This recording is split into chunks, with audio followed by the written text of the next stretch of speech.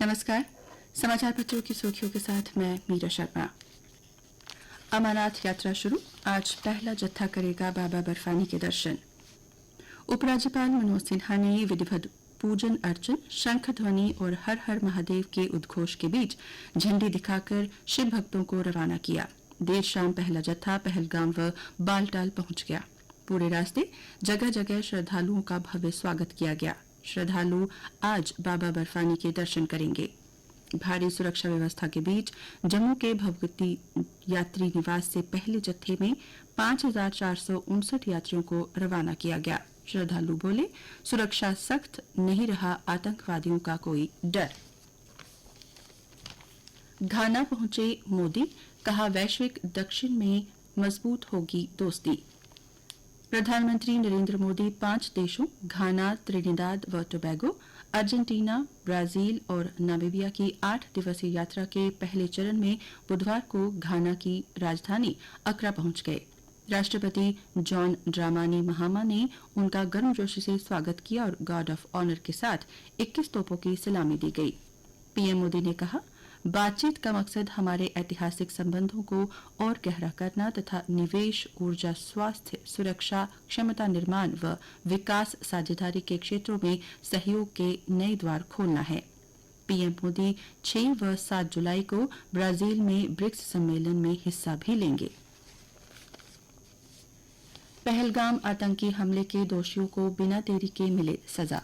Quad Bharat समेत 4 देशों के संगठन क्वाड ने कहा कि पहलगाम आतंकी हमले के अपराधियों, साजिशकर्ताओं, मददगार संगठनों और उनका वित्त पोषण करने वालों को बिना देरी किए न्याय के कटघरे में लाया जाना चाहिए। संगठन ने संयुक्त राष्ट्र के सभी सदस्यों में इसमें सहयोग देने की अपील की। भारत, अमेरिका, ऑस्ट्रेलिया व जापान के विदेश मंत्रियों की वाशिंगटन में हुई बैठक। विदेश मंत्रियों ने पूर्वी व दक्षिणी चीन सागर में बीजिंग की सैन्य शक्ति के खुले प्रदर्शन पर गंभीर चिंता जताई। हिमाचल तबाही के बाद 5 और शव मिले, पूरा गांव बहा, 56 लापता, वायुसेना से मांगी सहायता। हिमाचल प्रदेश में कुदरत का कहर टूटा है। बादल फटने की घटनाओं से हुई तबाही की तस्वीरें धीरे धीरे सामने आ रही हैं। मंडी के धर्मपुर में सियाठी गांव जल सैलाब में बह गया। 61 ग्रामीण बमुश्किल बचाए गए। राज्य में सोमवार रात बादल फटने की 17 घटनाएं हुई थी। इसके कारण 4 जगह आकस्मिक बाढ़ आई और एक जगह भीषण भूस्खलन हुआ था। मंडी जिले में सबसे ज्यादा तबाही हुई।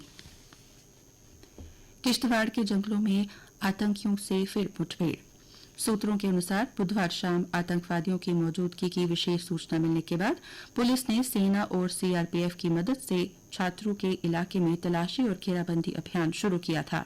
सुरक्षा बलों को देखते ही आतंकवादियों ने गोलीबारी शुरू कर दी, जिसके बाद मुठभेड़ शुरू हो गई। देर रात अंतिम रिपोर्ट मिलने तक दोनों तरफ से गोलीबारी जारी रही।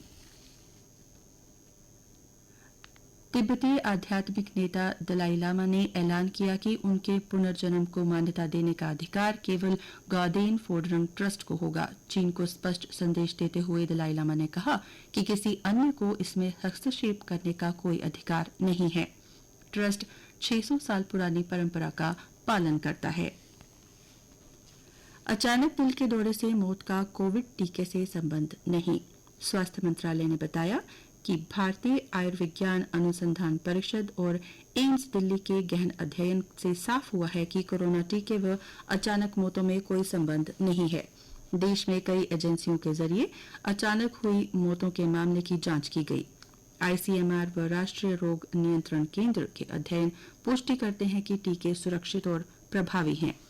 एक खुराक से मौत का जोखिम 42% कम। तेलंगाना के प्लांट में हुए धमाके के बाद अब फार्मा कंपनी सिगाची की कार्यप्रणाली पर सवाल उठने लगे हैं। इस मामले में पुलिस ने जो प्राथमिकी दर्ज की है उसमें आरोप लगाया गया है कि कर्मचारियों के बार बार कहने के बाद भी सिगाची इंडस्ट्री लिमिटेड ने पुरानी हो चुकी मशीनरी को नहीं बदला। इधर प्लांट में हुए धमाके में मृतकों की संख्या बढ़कर 40 हो गई, जबकि 33 लोग घायल हैं। पूर्व प्रधानमंत्री हसीना को अवमानना मामले में 6 महीने जेल की सजा। बांग्लादेश की अपदस्थ पीएम शेख हसीना को अदालत की अवमानना के मामले में बुधवार को अंतर्राष्ट्रीय अपराध न्यायाधिकरण ने 6 माह जेल की सजा सुनाई।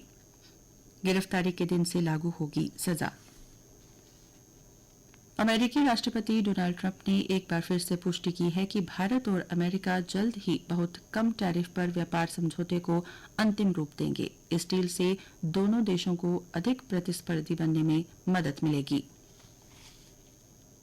ईरान के राष्ट्रपति मसूद पेजेश्कियन ने देश के महत्वपूर्ण परमाणु केंद्रों पर अमेरिकी हवाई हमलों के बाद बुधवार को अंतर्राष्ट्रीय परमाणु ऊर्जा एजेंसी के साथ सहयोग रोकने का आदेश दिया।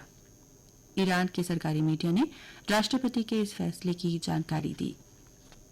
और अब अन्य समाचारों के साथ मेरी सहयोगी रजनी अनुभव। धन्यवाद मीरा। अन्य समाचार। संसद का मानसून सत्र 21 जुलाई से 21 अगस्त तक चलेगा। राष्ट्रपति द्रौपदी मुर्मू ने सरकार के प्रस्ताव को दी मंजूरी। विश्वविद्यालयों में स्नातक पाठ्यक्रम में दाखिले की सीयूईटी यूजी 2025 का परिणाम 4 जुलाई को आएगा। राष्ट्रीय परीक्षा एजेंसी रिजल्ट की करेगी घोषणा। मेडिकल कॉलेजों का मान्यता घोटाला, 36 ज्ञात और अज्ञात लोगों के खिलाफ मामला दर्ज। प्रवेश शुल्क वसूलने पर 18 निजी स्कूलों को नोटिस, इसमें कश्मीर और जम्मू संभाग के स्कूल शामिल। एम्स जम्मू में फैटी लीवर की स्क्रीनिंग, जांच के कुछ घंटे बाद ही स्वास्थ्य ऐप पर मिल रही रिपोर्ट। शिक्षा विभाग की ओर से 88 स्कूलों ने 2 करोड़ की लागत से तैयार होंगे अब इनमें शौचालय। धार साकरी में मिले 4 नए मरीज, 5 बावलियां सील। जल शक्ति विभाग ने 5 संदिग्ध स्रोतों को सील कर भंडारण टैंक का किया निरीक्षण। दिल्ली की तर्ज पर कारगिल के सैलिसकोट में मोहल्ला स्टडी सेंटर होगा शुरू। इसमें 8वीं से ऊपर के छात्र छात्राओं को रीडिंग और लाइब्रेरी की दी जाएगी सुविधा। और अब खेल समाचार। 5 टेस्ट मैचों की सीरीज में गिल का लगातार दूसरा शतक, यशस्वी का फिर बोला बल्ला। गिल जडेजा की साझेदारी से संभला भारत। पहले दिन 5 विकेट 310 रन। बुमराह कुलदीप नहीं खेले। 11 वर्षीय प्रीतिति अंडर 12 शतरंज विश्व कप विजेता बनी। हमवतन आध्या को फाइनल में हराकर जीता खिताब। विश्व बॉक्सिंग कप के तीसरे दिन भारत की मीनाक्षी और पूजा ने सेमीफाइनल में पहुंचकर देश के लिए 2 पदक किए सुनिश्चित। T20 में भारतीय महिला टीम की अमनजोत और जेमिमा ने भारत को दिलाई दूसरी जीत। इंग्लैंड को 24 रन से हराकर 5 मैचों की सीरीज में 2-0 से बनाई बढ़त।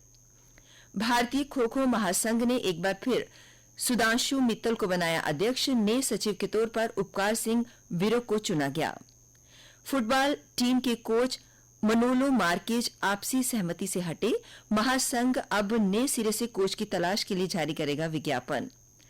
अरिया के गांव जंगवाल के वार्षिक दंगल में युवराज पहलवान और इमाम हुसैन पहलवान में बराबरी पर छूटी सबसे बड़ी कुश्ती। और अब मौसम। श्रीनगर में दिन का पारा 30 से 35 डिग्री के बीच।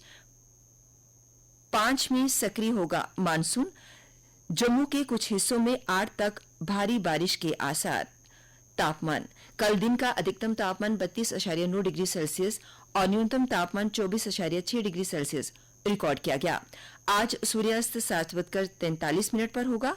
कल यानी शुक्रवार को सूर्योदय 5:30 पर होगा।